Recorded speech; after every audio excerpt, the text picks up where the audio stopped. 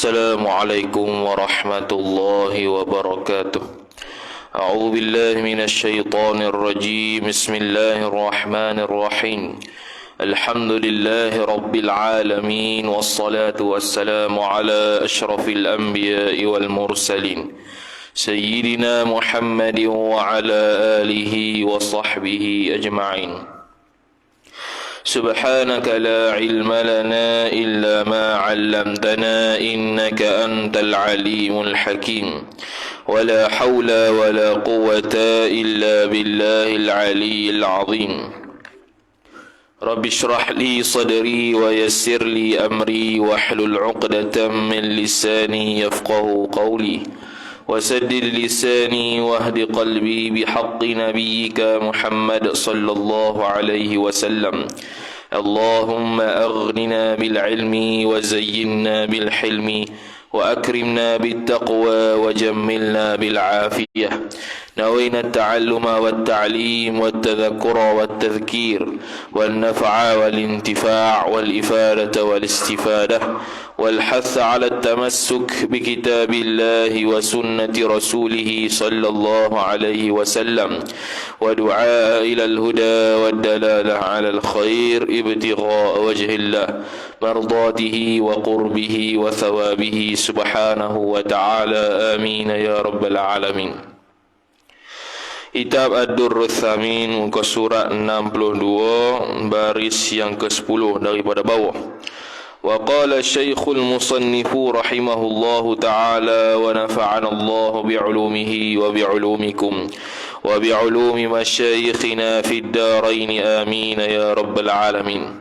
Kata pengarang Syekh Daud bin Abdullah Al-Fattani rahimahullahu ta'ala, dan ada kalanya mensabar daripada dunia, maka jangan duka cita atas dunia, atas ketiadaannya, dan jangan dibakhilkan dengan dia apabila didapatnya. Inilah hakikat zuhud daripada dunia. Jadi sambung perbahasan berkaitan dengan dalil harus rasul-rasul itu bersifat dengan sifat-sifat kemanusiaan. Kenapa dia bersifat dengan sifat kemanusiaan? Tamanya dulu dia sebut untuk tasyri', untuk mensyariatkan sesuatu hukum.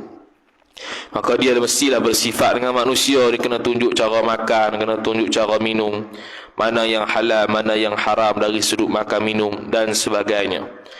Dan antara benda lagi, kenapa Nabi-Nabi dan Rasul-Rasul itu bersifat dengan sifat kemanusiaan? Sambung kata dia, dan ada kalanya mensabar daripada dunia. Yakni kita ni ada contoh tauladan daripada Nabi-Nabi dan Rasul-Rasul, khususnya Nabi SAW, ketika menghadapi dunia untuk sabar dengan apa yang dia dapat atas dunia, sama ada musibah, ujian dan sebagainya. Jadi kalau kita mendapat ujian, mendapat musibah daripada Allah Subhanahu Wa Taala, maka kita dah ada contoh dah daripada Nabi dan Rasul macam mana nak hadapi musibah tersebut. Maka tu untuk mensabarkan kita daripada dunia. Maka jangan duka cita atas dunia, atas ketiadaannya, ketiadaan dunia. Kalau tak ada dunia, jangan berasa sedih. Tak ada harta, jangan berasa sedih. Kena musibah, jangan berasa sedih. Bukan bermaksud menafikan fitrah kita menjadi sedih apabila mendapat duka cita. Tapi tidaklah bersedih sampai berlerek, sampai tahap putus asa. Kerana Nabi dan Rasul pun juga ada benda yang dia tidak dapat atas dunia. Walaupun Nabi SAW mampu untuk kaya, mampu untuk dapat darjat tinggi lebih lagi daripada orang di dunia, tapi Nabi SAW tak minta itu berlaku. Kerana untuk ni tujuan dia untuk menunjuk pada umat, kalaulah dia tu susah, macam mana nak buat. Kalau dia dapat musibah, macam mana nak buat. Ada contoh tauladan daripada Nabi SAW. Maka orang yang kena musibah tersebut tidak akan berputus asa daripada rahmat Allah Subhanahu Wa Taala. Dan jangan dibakhilkan dengan dengan dunia. Kalau dah ada harta pula, dunia tersebut, jangan sampai tak keluar duit. Jangan sampai simpan saja harta tu, benda hak wajib pun dia tak buat, benda hak sunat lagi tak buat. Kena nafkahkan, wajib nafkahkan harta kepada zakat, kepada anak pinak, isteri dan sebagainya, dia tak buat, dia tahan diri. Tu bakhil pula. Apabila didapat dunia tadi, noktah. Inilah hakikat zuhud daripada dunia. Iaitu apa? Tak duka cita terhadap dunia apabila tak dapat. Bila dapat pula tak sampai tahap bakhil. Tu hakikat zuhud di dunia. Memada apa yang ada. Dia dapat sikit, sikit pun memadai. Dia dapat banyak, banyak pun memadai. Dia tak lebih daripada tu. Dia tak minta lebih daripada tu. Kodar-kodar saja hidup di dunia. Zuhud tu. Zuhud, hakikat zuhud semua tu, pembahasan detailnya dalam penawar dah kita dah bahas. Dan ada kalanya kenapa nabi-nabi dan rasul-rasul itu bersifat dengan sifat kemanusiaan. Ada kalanya kerana menjagakan atas kekurangan qadar dunia pada Allah Subhanahu wa taala. Dia panggil aulit tasalli, aulit tanbihi ala khissatin qadraha indallah. Ada kalanya kerana menjagakan atas kekurangan qadar dunia pada Allah Subhanahu wa taala. Sebab itulah dipalingkan dunia daripada anbiya-Nya, daripada nabi-nabinya, nabi-nabi Allah Subhanahu wa taala. Jadi qadar hak dunia ni, kekurangan yang ada pada dunia, kekurangan qadar dunia, kekurangan yang ada pada dunia ni, Allah Subhanahu wa taala menjaga nabi-nabi dan rasul-rasul daripada terjebak ke arah keduniaan. Dengan Allah Subhanahu wa taala memberikan hati-hati mereka nak kepada akhirat juga, walaupun dunia tu masih ada di tangan. Jadi itu untuk mengajar kita jugalah manusianya. Supaya menjadi orang yang beragama, tidaklah sampai tahap tinggal dunia, tapi kalau dunia ada tak melebihi batas. Seperti Nabi sallallahu alaihi wasallam adalah sehingga dipalingkan daripada dunia, serta kuasa ia Nabi sallallahu alaihi wasallam meluaskan di dalam dunia. Jadi Nabi sallallahu alaihi wasallam, batu kita tak boleh panggil Nabi sallallahu alaihi wasallam atas cakapan adab lah. Nabi sallallahu alaihi wasallam tidak boleh kita katakan atas cakapan adab bahawasanya Nabi sallallahu alaihi wasallam itu miskin. Miskin ni ialah seseorang itu tidak mampu dapat harta. Lebih daripada qadar yang sepatutnya. Jadi miskin lah. Kalau Nabi sallallahu alaihi wasallam dia mampu untuk jadi kaya, mampu.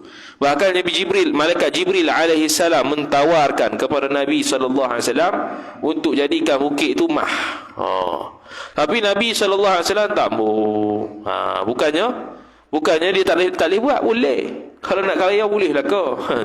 Tapi Nabi sallallahu alaihi wasallam tak mau. Dia pilih kata tak mau emas tu. Tu dipalingkan hati Nabi SAW daripada dunia. Padahal mampu untuk meluaskan dunianya, untuk jadi orang kaya, untuk dapat emas dan sebagainya. Nabi SAW tolak. Maka adalah ia Nabi SAW memakai kain yang bertampal-tampal, tampal sana sini, jahit sana sini. Bukan Nabi SAW tak mampu, boleh nak beli baju baru, boleh nak bermewah-mewah, tapi Nabi SAW tak buat. Nabi SAW hatinya lebih pada akhirat. Maka dunia ni sementara saja. Kalau buat cantik-cantik pun tak ada apa-apa kelebihan. Kelebihan di sisi Allah Subhanahu wa taala ialah takwa, pakaian takwa. Jadi kat dunia ni pakailah apa benda pun. Cumanya jangan begini pula. Kita mampu untuk jahit, kita mampu untuk repair baju kita hak koyak rosak tu, jangan tak repair pula, biar berlubang. Nak panggil apa? Zuhud kawan ni. Jangan gitu. Tu niat tak elok pula. Dan kain bulu. Nabi SAW pakai kain bulu. Bulu pula, bulu macam-macam lah. Bulu ni bukan bulu sutera, bulu biasa. Dan memakan akan makanan yang kurang-kurang makanan. Yang kurang-kurang makanan ni makna koda-koda saja. Makan apa yang ada. Sebab tu sampai Nabi SAW sebut dalam kitab Asy-Syama'il Al-Muhammadiyah, makanan yang paling sedap ialah cuka. Bukan suruh kita makan cuka. Mana makanan yang dia paling makan, yang paling sedap untuk sama orang miskin ni ialah yang paling sedap cuka. Roti cicah cuka. Boleh makan gitu. Roti cicah gula, cicah cuka. Try beli sekali cukup. Lepas tu beli roti gardenia. Oh sedap dah tu roti gardenia tu. Lepas tu roti kasar lagi. Roti gardenia tu lembut dah, sedap dah, makan saja pun tak ada masalah. Ni roti hak kasar. Tu apa roti hak kasar? Cicah kan cukup tu. Oh sedap tak sedap tak tahu. Tu. Jadi Nabi SAW kata makanan yang paling sedap cukup. Kerana dia makan apa saja yang ada. Pagi-pagi ditanya Sayyidatina Aisyah radhiyallahu taala anha, ada makan ke tak hari ni? Tak nak makan, aku berpuasa. Tu ya. Tak nak makan. Loh, kenapa tak masuk? Marah pula bini. Tak ada gitu. Tak masuk, tak apa, aku puasa, selesai masalah. Dan duduk di tanah, tiada lapik. Nabi SAW duduk di tanah. Tanah ni bukan tanah sungguh, mana duduk di bawah lah. Tak duduk di atas. Dan kalau Nabi SAW tidur pun dihamparkan tika sahaja. Tika mengkuang itu yang mana kalau kita letak badan tu akan berbekas di badan kita. Tika tu. Jadi Nabi SAW tak suka tidur di tempat yang tebal. Kerana apa? Kerana takut tak bangun qiyamul lail. Jadi satu hari Sayyidatina Aisyah radhiyallahu taala anha, dia pernahlah menebalkan sikit tempat tidur Nabi SAW tu bagi selesa. Lepas tu Nabi SAW pun tidur lena sikit lah. Bangun-bangun ditanya, semalam ni tidur ni pakai hak tebal ke hak nipis tu pakai hak tebal. Jadi lepas pada tu Nabi SAW suruh isteri dia tu tak payah pakai tebal, pakai hak nipis hak tika tu, supaya mudah untuk bangun qiyamul lail. Tu adalah pada kalau kita cerita ulama-ulama, dia adalah tidur atas lantai gitu ya. Tidur atas satu kain saja. Sebab nak mudah bangun. Kalau tidur atas tilap tebal-tebal tu, payah nak subuh. Nak bangun qiyamul lail payah. Kalau kita dah biasa tak apalah, ni baru pertama kali.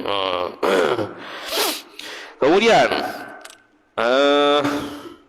terkadang duduk di tanah, tiada lapik. Okey.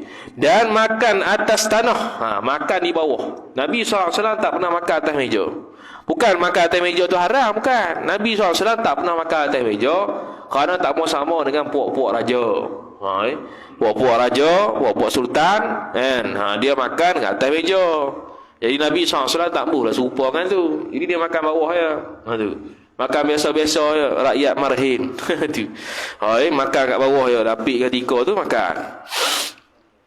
Kemudian dan bersabda ia Nabi SAW, aku makan seperti barang yang memakan hamba. Aku makan ni macam hamba tengah makan. Hamba sama, setara.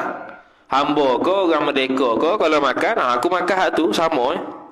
Dan aku duduk seperti barang yang duduk hamba. Jadi Nabi SAW kalau makan, dia ada cara duduk yang tersendiri. Duduk hamba ni mana tak duduk atas meja lah, tak duduk atas kursi.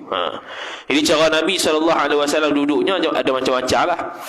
Kalau duduk iftirat, kalau duduk bersila waktu makan, hukum dia makruh. Hukum bersila, hukum bersila. Hukum duduk bersila ketika makan, hukum dia makruh kerana selesa. Lepas tu cara macam mana?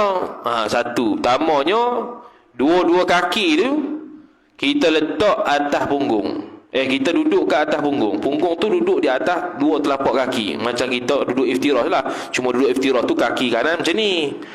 Dia masuk bawah, letak di bawah punggung. Gitu. Mana kita duduk di atas dua telapak kaki. Begitu. Dia tak selesa sikit.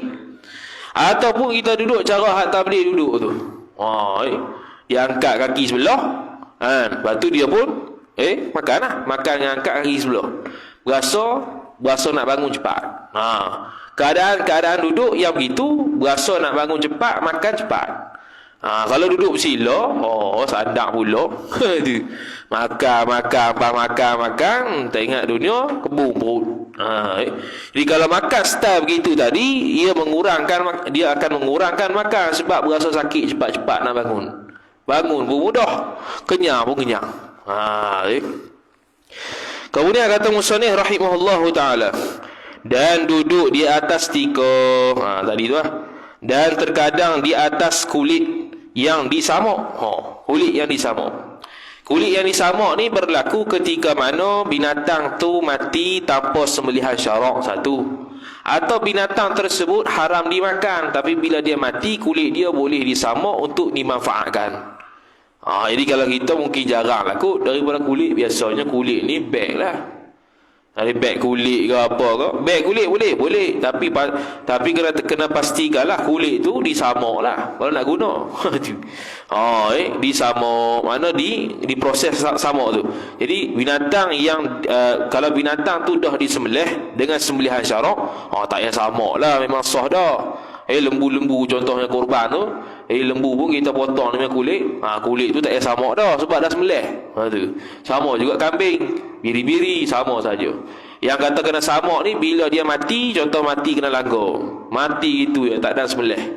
Maka binatang tu bangkai, tapi dia punya kulit masih lagi boleh dimanfaatkan dengan kita samak. Ataupun binatang tersebut tidak halal dimakan, dia pun mati.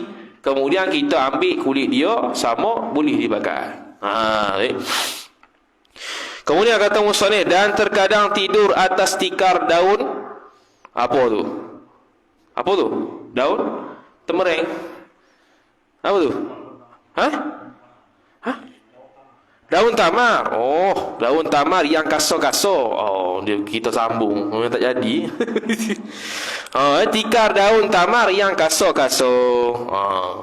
Yang kasar mana tidak halus. Lepas tu berbekah di badan Nabi SAW. Peluh Nabi SAW dijadikan perfum kerana wangi. Maka berbekahlah pada tubuh Nabi SAW, yakni pada lambung Nabi yang mulia. Lambung kanan. Nabi SAW tidur, sunnahnya tidur di lambung kanan. Di lambung kanan, bukan lambung kiri. Lambung kanan. Itu sunnah Nabi SAW. Lepas tu letak tangan di pipi, diberbantahkan dengan pipi. Dan masuklah Sayyidina Umar kepada Nabi SAW. Dan ia Nabi SAW berguling di atas lambung Nabi, di atas tikar daun tamar. Berguling sini tidur Kalau guling tu guling tu lain. Berguling sini tidur di atas lambung kanan Nabi SAW dan berada di atas tikar daun tamar. Dan sonyo telah berbekahlah pada lambung Nabi SAW, berbekah dengan tikar tersebut.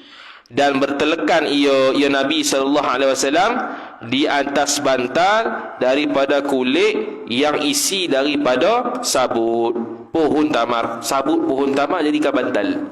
Lepas tu jadikan bantal tu, Nabi SAW pun letak tangan di pipi kanan Nabi SAW. Tu cara tidur Nabi SAW. Maka menangislah Umar. Tengok keadaan tu, Sayyidina Umar radhiyallahu ta'ala anhu menangis. Sahabat tengok Nabi tidur begitu. Patutnya Nabi dilayan seperti raja. Sebab dia tu utusan Allah Ta'ala. Tapi tak mampu. Nabi SAW bukannya tak mampu, tapi tak mampu. Dia lebih suka kelihatan seperti hamba. Maka sabda Nabi SAW, apa sebab menangis engkau, wahai Umar? Sembah Umar, Sayyidina Umar radhiyallahu ta'ala anhu, teringat aku akan Kisra dan Kaisar, yakni Raja Paris dan Raja Rum. Seteru Allah di dalam kain sutera. Mereka tu duduk dalam kain sutera. Dan engkau, yakni sedangkan engkau Rasulullah, dan apa tu?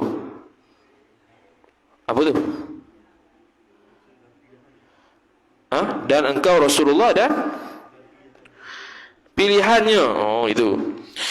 Dan dan engkau, yakni sedangkan engkau Rasulullah iaitu utusan Allah dan pilihannya pilihan Allah, Mustafa al-Mustafa daripada segala makhluk. Noktah.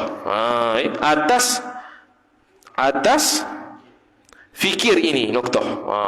Jadi Sayyidina Umar radhiyallahu ta'ala anhu bila dia fikir balik berkaitan dengan apa yang dia telah jumpa dengan Raja Kisra dan Kaisar, Raja Paris dengan Raja Rum. Mereka duduk di dalam sutera. Jadi sutera dalam Islam hukum dia haram. Sutera 100% haram, lebih 50% pun haram. Bawah 50% tak haram. 50% haram juga. Kalau bawah 50%, contoh 49% sutera, 51% benda lain, boleh halal untuk lelaki. Ini untuk lelaki ya, untuk perempuan mahala dah. Tu. Kemudian maka sabdanya sabda Nabi sallallahu alaihi wasallam, adakah pada aku ini syak engkau ya Umar? Tiadakah engkau redha bahawa ada bagi mereka itu Raja Kaisar dan Raja tadi tu dunia? Kamu syak ke aku kau? Syok ke kamu, ragu-ragu ke kamu pada aku, sedangkan mereka tu kaya, mereka tu ada harta, mereka tu duduk dalam keadaan kesenangan, padahal dilaknat Allah Ta'ala. Dan bagi kita umat Nabi SAW dan kita semua akhirat. Bagi kita ni akhirat, redha Allah Subhanahu Wa Ta'ala di akhirat. Harta yang sebenar untuk kita orang Islam akhirat, bukannya dunia. Maka sembahnya Umar, bahkan ya. Maka sabdanya sabda Nabi SAW, maka iaitu demikianlah. Maka sabda Nabi SAW, maka iaitu bagi kita akhirat tu demikianlah, begitulah ceritanya. Kita ni ke akhirat, orang Islam ni adalah untuk akhirat. Kalau untuk orang kafir ni ialah dunia. Jadi memada bagi mereka orang kafir ni dapat hak dunia. Kita tak dapat hak dunia tak apa, dapat hak akhirat. Tapi kalau dapat dua-dua lagi bagus. Dapat dunia pun ya, akhirat pun ya. Sahabat Nabi SAW banyak yang kaya. Sayyidina Abdul Rahman bin Auf radhiyallahu ta'ala anhu, businessman, kaya. Dan dia cepat mengalirkan ataupun menyumbangkan harta kaya-kaya dia, tak kedekut. Tu. Kemudian kata musannif rahimahullahu ta'ala, dan adalah Nabi sallallahu alaihi wasallam lalu di atasnya 2 bulan. Lalu di atas Nabi, mana berlalu masa tu 2 bulan. Tiada menyalakan api pada rumah Nabi, tak pernah masuk 2 bulan. Tu. Bukan tak ada gas ni. Apa tak ada apa dalam rumah nak masuk. Jadi Nabi SAW tanya Nabi Sayyidina Aisyah, ada apa kat sini? Rumah ni ada masuk tak? Tak masuk, aku puasa tu ya. Tu. Jadi ada satu lagi jenis puasa Nabi SAW, dia panggil puasa wisal. Puasa wisal tu haram dilaksanakan oleh kita, diamalkan oleh kita, hukum dia haram. Puasa wisal ni ialah puasa lebih daripada sehari tanpa berbuka. 2 hari sekali berbuka, 3 hari sekali berbuka, seminggu sekali berbuka. Tu puasa wisal dia panggil, berterusan. Jadi tu khususiat untuk Nabi SAW sahaja. Jadi Nabi SAW mengharamkan umat dia untuk puasa wisal. Jadi bila Nabi SAW puasa wisal, Allah Subhanahu Wa Ta'ala memberikan kekuatan kepada Nabi SAW seperti orang makan dan orang minum. Ataupun Allah Subhanahu Wa Ta'ala memberikan buah-buahan ataupun makanan-makanan syurga dan minuman-minuman syurga pada dia. Maka puasa tidak batal. Puasa tidak batal dengan makanan syurga. Jadi kalau kita di bulan Ramadan nanti boleh nak makan, tapi asalkan makanan syurga. Dapat makanan syurga bolehlah. Tu. Kemudian kata musannif rahimahullahu ta'ala, tiada menyalakan api pada rumahnya Nabi pelita. Pelita tak nyala api kat rumah. Dan tiada apa yang dimasukkan, tiada apa yang dimasakkan, apa pun tak masak, seperti kata Aisyah. Maka bertanya Urwah anak Zubair, hei saudara ibuku, apa ada kehidupanmu? Maka kata Siti Aisyah, 2 yang hitam, panggil aswadain. Kalau bahasa Arab panggil aswadain. Apa dia tu? Iaitu tamar dan air. Dia ada musasal aswadain. Musasa aswada, musasa ni menentang apa pula? Hadis musasa ni hadis yang mana diriwayatkan perbuatan tu kepada sahabat, kepada tabi'in sampailah sekarang. Perbuatannya kena sama. Jadi riwayat musasal al-aswadain ni cerita dia kena jamu ke tetamu, jamu kurma dengan air. Lepas tu bacalah hadis musasal tu. Dia ada hadis musasal dia. Saya ada tu. Jadi kena hidangkan tamar dengan air kosong, air putih. Lepas tu bacalah hadis tu. Musasa bil fi'li. Musasa dengan perbuatan. Kena hidang ke tetamu tu. Tu. Jadi Nabi SAW makan tamar dan air saja. Melainkan adalah bagi Rasulullah sallallahu alaihi wasallam jiran, bahwasanya bagi mereka itu jiran ibu kambing. maka adalah dihantarkan kepada Rasulullah sallallahu alaihi wasallam daripada susu nyonya kambing, maka meminum kami Aisyah dan Nabi daripadanya daripada susu. Jadi kambing jiran sebelah ni ada kambing, ada ibu kambing, ya, jadi ada hasil susu lah. Bila hasil susu maka diberikan kepada Nabi sallallahu alaihi wasallam. Tu dalam rumah susu je. Cuba kalau kita makan dash lady saja, kembung perut. Tak makan apa. Makan tamar, makan air, makan susu. Kembung perut lah. Kenyang situ je, tak puas hati. kenyang tak puas hati, telan susu je. Dan adalah bermalam ia Nabi sallallahu alaihi wasallam dan isi rumahnya rumah Nabi beberapa malam yang berturut-turut berlipat-lipat, yakni tiada makan, yakni kerak tak makan, isi rumah isteri Nabi SAW. Lepas tu isteri Nabi SAW dalam keadaan begini dia redha, sebab Nabi SAW pernah menawarkan perceraian. Pernah menawarkan perceraian kepada isteri-isteri Nabi, siapa-siapa nak dunia boleh cerai aku, selesai masalah. Boleh kahwin dengan orang lain lah. Tapi isteri-isteri Nabi sallallahu alaihi wasallam tak mau cerai dengan Nabi sallallahu alaihi wasallam kerana title dia mahal, Ummahatul Mukminin. Ibu bagi segala orang mukmin. Title tu ada sampai ke syurga. Kemudian tiada makan, tiada ada baginya bagi Nabi sallallahu alaihi wasallam barang yang hendak dimakannya Nabi pada malam. Malam pun tak nak makan. Nabi SAW boleh dia minta, tapi dia biarkan. Memang tu keadaan dia suka begitu. Banyaknya situasi Nabi SAW dalam keadaan lapar. Dan diceritakan daripada Ibnu Abbas radhiyallahu taala anhuma, kata Ibnu Abbas, adalah Rasulullah sallallahu alaihi wasallam pada satu hari dan Jibril di sofa Mekah itulah. Maka sabda Rasulullah sallallahu alaihi wasallam, "Hei Jibril, demi Tuhan yang membangkitkan aku dengan sebenarnya, tiada berpetang-petang bagi isi rumah Muhammad segenggam daripada tepung, dan tiada setapak tangan daripada aswik yakni sawi, bukan aswik. Dalam kitab Jawi tu tak ada alih tu. Bukan aswik, sawi. Apa sawi? Yakni tepung syair, tepung gandum. Maka tiada sempurna berkata-kata dengan Jibril. Jadi Nabi SAW dalam rumah dia ada sikit saja tepung gandum, tepung untuk buat roti. Makanan asasi Arab roti. Roti maka tiada sempurna berkata-kata dengan Jibril. Yahudi dengar suara yang sangat keras. Tak ada habis cakap dengan Jibril lagi. Nabi SAW cakap dengan Jibril, tak ada habis lagi, tiba-tiba seorang Yahudi dengar suara yang keras tadi daripada langit yang mengejutkan Yahudi. Terdengar suara pada langit yang mengejutkan Yahudi tadi. Maka sabda Rasulullah sallallahu alaihi wasallam, pekerjaan Allah hari kiamat sudah berdiri, sudah ada. Maka sembahnya Jibril, tiada, dan tetapi Allah menyuruh akan Israfil. Maka menurun ia Israfil dengan suruh Allah Subhanahu wa taala mendirikan kepada tuan hamba. Tuan hamba ni adalah Nabi sallallahu alaihi wasallam. Tatkala mendengar kalam tuan hamba, mendatangkan suara tadi Israfil, yakni uli Israfil. Israfil mendatangkan suara tadi. Yahudi terdengar saja. Maka katanya Jibril, bahwasanya Allah Subhanahu wa taala telah mendengar barang yang engkau sebut itu. Maka membangkitkan aku kepadamu, aku Jibril, kepadamu, kepada Nabi sallallahu alaihi wasallam dengan beberapa anak kunci benderaan dunia. Anak kunci perbendaharaan dunia. Jadi siap dah untuk Nabi sallallahu alaihi wasallam benda-benda harta dunia. Anak kunci perbendaharaan dunia, harta tu.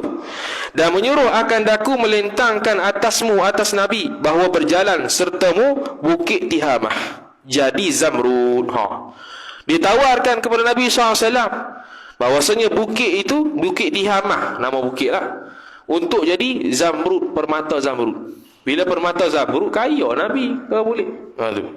Dan Yakut pun permata juga. Dan emas, dan perak, noktah. Jadi ini semua ditawarkan kepada Nabi SAW. Nabi SAW tak mahu.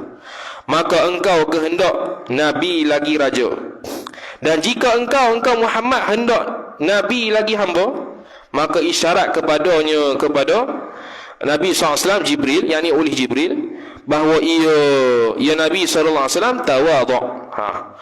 Jadi dia kata, maka engkau kehendak Nabi lagi raja.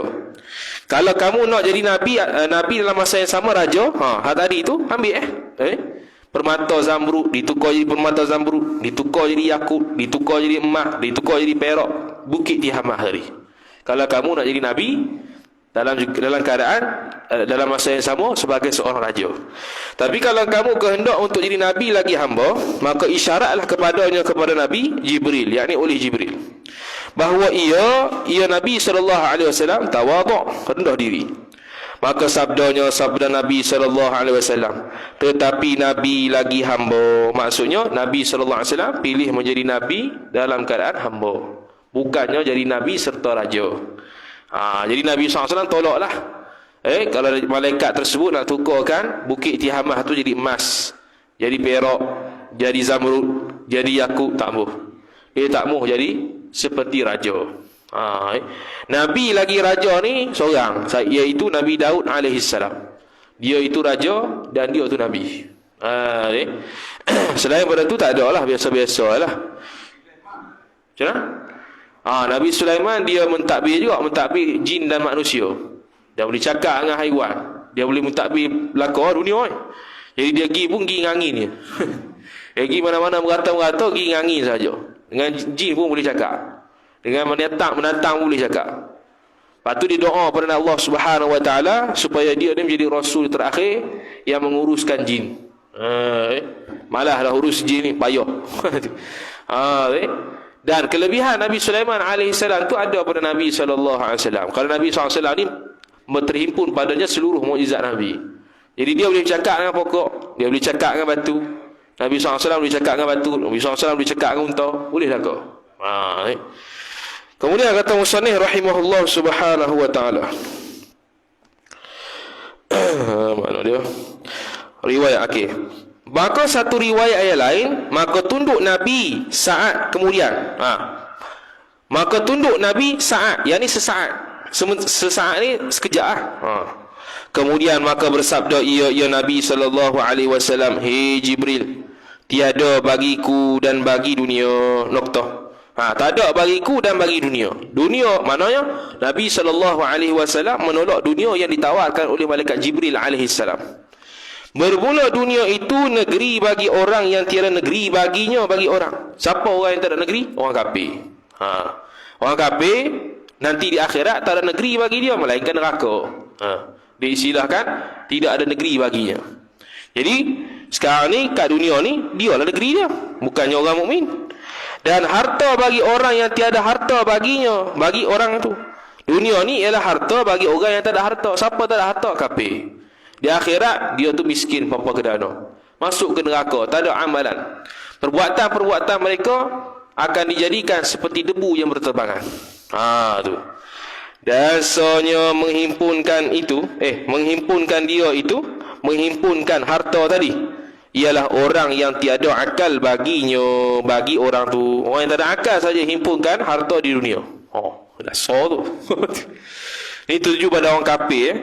Maka kata Jibril baginya, bagi Nabi SAW, telah menetapkan Allah akan dikau akan Nabi SAW dengan perkataan yang tetap. Dia panggil al-qaulul thabit. Tu istilah al-qaulul thabit ni juga tertuju kepada perkataan la ilaha illallah, kalimah tauhid tu. Dia nak menunjukkan ketetapan Nabi SAW. Nabi tetap nak pada akhirat walaupun ditawarkan dunia. Dan pada satu riwayat bahwasanya aku berlapar, aku Nabi berlapar satu hari, maka aku sabar, dan aku kenyang satu hari, maka aku syukur. Noktah. Setengah riwayat gitu pula. Aku waktu aku lapar, aku sabar. Waktu aku kenyang ni bukan kenyang doa tu, kenyang biasalah, maka aku syukur. Maka tiada redha Allah Ta'ala menjadikan dunia akan tempat balas bagi segala anbiya-Nya Allah dan awliya-Nya, wali-walinya Allah. Jadi dunia ni bukan tempat Allah Subhanahu Wa Ta'ala redha untuk dibalaskan. Kalau balas segala benda yang kita buat atas dunia, tak cukup dunia ni atas kita. Sebab banyak sangat pahala diberikan. Baca Quran saja 10 kebaikan. Kebaikan apa tak tahu?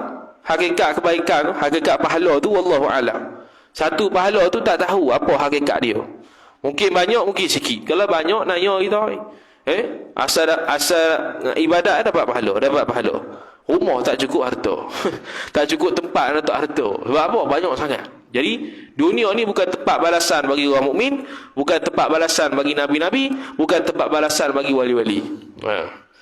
Dengan iktibar hal mereka itu, keadaan mereka itu, nabi-nabi dan wali-wali di dalam dunia ini, seperti barang yang dilihat oleh orang yang berakal daripada kelakuan kesakitan mereka itu orang yang berakal. Tanda tiada redha akan jadi sifat balas. Mana ni? Tanda tiada redha akan jadi sifat balas segala kekasihnya, kekasih Allah Subhanahu wa taala. Kerana dunia ini seperti bangkai yang luat. Jadi Allah Subhanahu wa taala tidak akan membalaskan apa yang sepatutnya ke atas nabi dan juga wali-wali Allah di atas dunia. Sebab apa? Sebab dunia ni seperti bangkai yang luat. Luat ni keji. Kerana inilah dijadikan dunia syurga bagi segala orang yang kafir jua. Penjara bagi orang yang kafir di akhirat. Syurga bagi orang mukmin di akhirat. Neraka bagi orang mukmin di dunia. Sebab ada taklif, ada sangkut paut hukum halal haram. Maka di dunia ni seperti penjara. Kita orang mukmin lah. Waktu semayang cukup time kena semayang. Masuk bulan Ramposo kena puasa. Masuk bulan kena bayar zakat. Dan seterusnya. Ada taklifan, ada benda tanggungjawab yang perlu dilaksanakan. Orang kafir tak ya. Mayang tidak, puasa tidak, enjoy saja daripada awal sampai habis. Dan tempat penjara bagi segala orang mukmin seperti sabda Nabi sallallahu alaihi wasallam. Ad-dunya jifatun qadrah. Bermula dunia itu bangkai yang luat, bangkai yang keji. Dan kerana inilah tiada mengambil mereka itu nabi-nabi alaihimus salatu wassalam daripada dunia, melainkan qadar bekal orang yang musafir, yang bersegera, yang cepat-cepat. Jadi orang yang bersegera nak musafir, bekal dia sikit je lah, qadar dia lah, tak ambil banyak-banyak. Persediaan dia sekejap saja. Jadi kita ni duduk dalam dunia seperti orang yang musafir. Maka ambillah sekadarnya dunia untuk kelebihan dan juga untuk kerja hak akhirat. Dan lagi sabda Nabi sallallahu alaihi wasallam, kun fid dunya ka'annaka gharibun aw abiru sabilin. Jadikan olehmu di dalam dunia seperti bahwasanya kamu orang dagang. Orang dagang ni orang asing, gharib. Orang yang bukan tempat tu. Jadi bila orang yang bukan berada dalam tempat tu, dia akan cepat-cepat gilah sebab dia musafir, status dia. Berbeza kalau dia tu memang duduk tempat tu, dia akan duduk dalam masa yang lama. Atau seperti orang yang lalu berjalan jua, abiru sabilin, orang yang berjalan. Orang yang musafir lah, tengah-tengah musafir, hilang bekalan. Dia duduk situ sekejap. Lepas tu dia pergi lah, lepas tu. Dan lagi sabda Nabi sallallahu alaihi wasallam, "Lau kanatid dunya tazinu 'inda Allahi junahun bi'audatin ma saqal kafir minha jur'ata ma'in." Ini dalam penawar bagaimana ni? Jikalau adalah dunia setimbang sayap nyamuk pada Allah Ta'ala, niscaya tiada diberi minum akan seorang kafir seteguk air. Apa maksud dia? Jikalau dunia setimbang sayap nyamuk, yakni seberat sayap nyamuk pada Allah, mana kalau dunia ni ada nilai di sisi Allah seperti nyamuk, seperti dan sekadar besar sayap nyamuk, maka Allah Subhanahu wa taala tak akan beri minum langsung pada orang kafir. Tahu tu. Kalau ada nilai di sisi Allah begitu. Tapi maksud dia apa di sini? Maksudnya di dunia ni tak ada nilai di sisi Allah Taala. Sebab tu orang kafir boleh dapat minum, orang kafir boleh dapat makan, orang Islam dapat makan, orang Islam dapat minum, semua boleh dapat minum dan makan dengan rahmat Allah Subhanahu wa taala. Kenapa? Dunia bukan tempat balah, dunia bukan tempat ada harga daripada Allah Subhanahu wa taala. Jadi kalau Allah Subhanahu wa taala, dunia ni ada harga di sisi Allah walaupun sebesar nyamuk, maka Allah Subhanahu wa taala tidak akan beri langsung kepada orang kafir minum. Tapi hakikat sekarang ni boleh minum tak? Boleh minum, boleh makan, boleh hidup, boleh kerja, boleh kaya, macam-macam. Itu menunjukkan Dunia ni tak ada nilai di sisi Allah Subhanahu wa taala. Sebab itu di akhirat tu ada nilai di sisi Allah. Maka orang kafir ni tidak akan dapat sikit habuk pun habuan syurga, semuanya habuan neraka belaka. Itu untuk orang kafir. Dan dengan kerana inilah diluaskan Allah Subhanahu wa taala atas orang yang kafir. Di luar ni diberikan keluasan, diberikan kekayaan, diberikan keduniaan, diberikan kesenangan. Itu keluasan kepada orang kafir dan orang yang fajir, orang yang jahat. Orang yang jahat maksiatlah sini. Maka diberikan yang tiada qadarnya bagi orang yang tiada qadarnya. Maka diberikan, yang ini diberikan kepada orang kafir, kepada orang yang fajir, orang yang jahat tadi, yang tiada qadarnya. Bagi orang yang tiada qadarnya. Susah tu. Maka diberikan yang tiada qadarnya, yang tiada qadar, yang tiada nilainya dunia. Bagi orang yang tiada qadarnya, yakni tiada nilainya dunia. Orang yang tak ada nilai dunia siapa dia? Orang kafir, orang fajir. Maka diberikan benda yang tak bernilai juga pada mereka, iaitu dunia. Benda yang tidak bernilai sini dunia lah. Diberikan kepada orang kafir, diberikan kepada orang fajir, diberikan kepada orang fasik. Orang fasik yang tidak bertobat, beri belaka.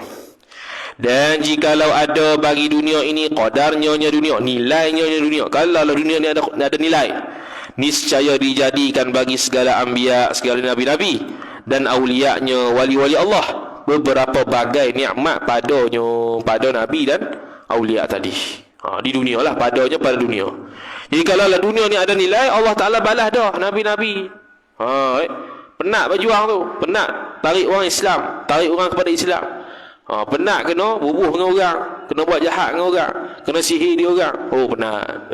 Nak ajak kepada kalimatut tauhid, iaitu Allah Subhanahu wa taala. Kerana adalah yang terlebih banyak makhluk ibad. Kerana adalah mereka itu anbiya dan nabi-nabi atau wali-wali itu yang terlebih banyak makhluk ibad, yakni makhluk yang menyembah Allah Subhanahu wa taala, ibad, orang yang beribadat pada Allah.